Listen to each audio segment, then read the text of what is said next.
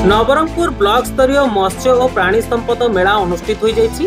Block रो मत्स्य और प्राणीपालक माने जोग देथिले एई कार्यक्रम रे। सरकार ठारू लाभ पाइबाकु थिबा बेले अनेक मत्स्य और प्राणी पालन करी आत्मनिर्भरशील होई परिछन्ते। आजिर एई कार्यक्रम रे मत्स्य और प्राणी संपद अधिकारी माने उपस्थित रहिथिले। उभय चाषी माननकु सरकार ठारू किभଳି भाबरे मत्स्य और प्राणी संपद पई चाष करिवे से विषय रे अधिकारी माने चाषी माननकु कहिथिले। चाष करी लाभवान होइथिबा 4 जण मत्स्य चाषी और 4 प्राणी एवं 4 जण प्राणी संपद चाषी को विभाग पक्षरु मानपत्र सह पुरस्कृत करा जायछि।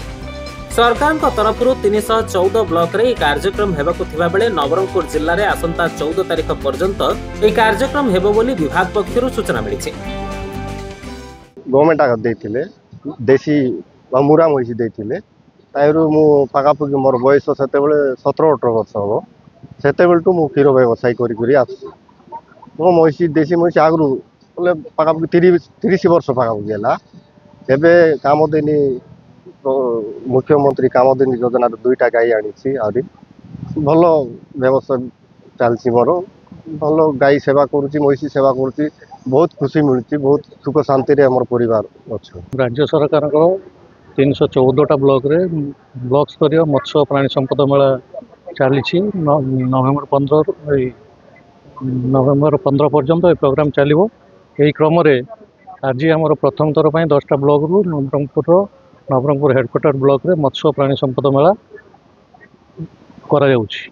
एथिरे सरकार को मुख्य उद्देश्य होछि ए मेला रे पंचायत स्तरीय चाषी मत्स्य प्राणी संपद चाषी समस्ते आसिकी मत्स्य प्राणी संपद विभाग द्वारा कार्यकारी करा जाउथबा विभिन्न योजना गुड़िक जानिबे एवं बुझिबे एवं से अनुसार से माने तार जो सरकार सब्सिडी स्कीम रही तार लाभ उठेबे।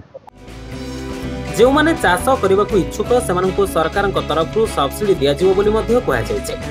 नवरंगपुर करे सुपा सिंह रिपोर्ट लिवलाइपुरिया।